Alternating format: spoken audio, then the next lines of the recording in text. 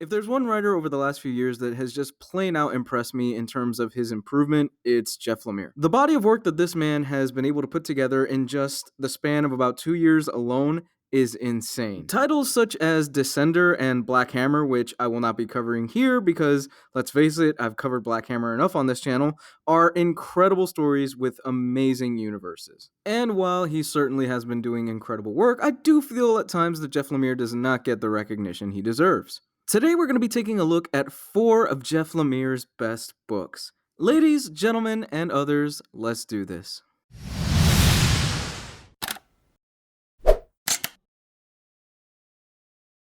First up on my list is Jeff Lemire's Animal Man run. Now, at the start of the New 52, there were a slew of different writers and artists that put together some really impressive titles. However, for me, the most impressive and the best one was Jeff Lemire's Animal Man run. You see, Animal Man was a character that was left in obscurity for quite a few years before Jeff Lemire took the reins on him. And while Grant Morrison certainly had a defining run on the character, not much had been done with him. So what does Jeff Lemire do? He decides to turn it into a horror story. The story centers around Buddy Baker, and at the start, things are going pretty well for him. He's got his family, he's doing superheroics. However, things take a turn for the worse for him. Buddy all of a sudden starts losing control of his powers and he doesn't understand why. And on top of that, he soon discovers that his daughter is developing necromancy powers. What follows is a story of discovering who you really are, what your past really is, and accepting loss. Jeff Lemire's Animal Man run to me is the quintessential run of the character since Grant Morrison, and it's brilliantly written. We're introduced to so many different concepts and so many different characters that it is a wild ride all the way through. For example, Jeff Lemire introduces us to the concept of the red. The red is basically the direct comparison to Swamp Thing's green. It's the source of where all of Animal Man's powers come from, and it helps keep the balance in nature. I will say that if there is one drawback to this story, it's that about midway through, it does get bogged down with a tie-in with Scott Snyder's Swamp Thing, and it's not really that good. However, once it jumps back out of that and it gets right on track and is focused again, it is brilliant storytelling.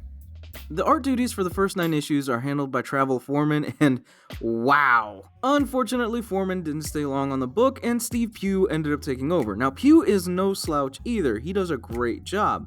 It's just not Travel Foreman.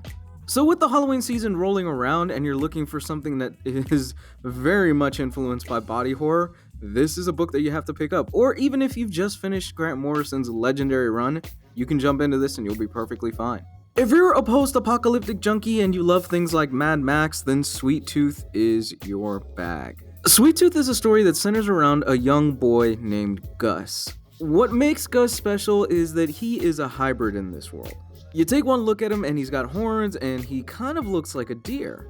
You see, this is a world that has been wiped out by a virus, and very few people remain. It's a very harsh and very broken world, to say the least. However, Gus has been protected largely by the fact that he has stuck by his father's side his entire life, living in the woods. Unfortunately, as the story begins, Gus's father has passed away, and this leads Gus to go out and explore outside of the woods. Things take a turn for the worse for poor Gus when he is discovered by a few hunters who they want to capture and kill him. Just as things are about to get really bad for our young hero, he is rescued by an old man named Jeopard. Jeopard is very cold, calculated, and not a nice man.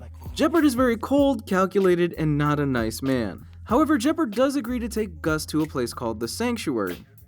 I'm not going to get into too many more spoilers, but I will say that I love this story so much. It's extremely heartfelt, it's really emotional, and it's downright heartbreaking at times. There are so many twists and turns along the way with this story, and trust me when I say you lose a lot of characters. In this story in particular, Jeff Lemire just has a way of writing really heinous villains that you just want to punch in the face. However, at the same time, Jeopard really isn't all that great either. He's not necessarily the villain, but, well, you'll get it once you read his backstory. If I were to have to compare this to something along the lines that was really big in pop culture a few years ago and even today, it would be The Last of Us. Jeff Lemire handles the art duties in this book, and I will say his art is not for everyone, but if you do like it, it's very well done here. He has this really unique and blocky art style that the minute that you see it, you can identify as a Jeff Lemire comic.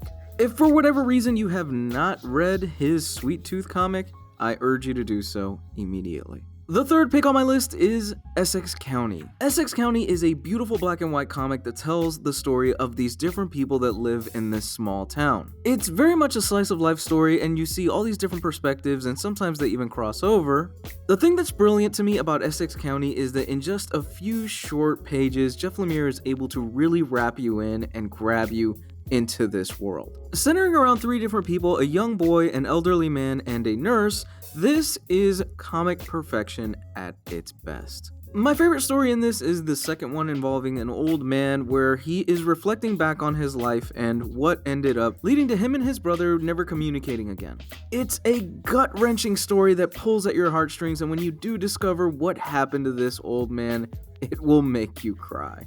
If you're looking for a wonderful anthology series that just pulls at your heartstrings that Jeff Lemire draws, it's right up your alley. This is something that has won multiple awards, and I cannot praise this enough. It is pure comic perfection, like I've already mentioned. The last choice on my list is Thanos. Jeff Lemire took over the reins of Thanos a few years ago and delivered a monumental run on the character that only lasted a few issues. And while some say it was quickly overshadowed by Donny Cates' fantastic run, Jeff Lemire's stuff was no slouch either. The story centers around the mad titan Thanos, and Thanos has found out that he is slowly dying.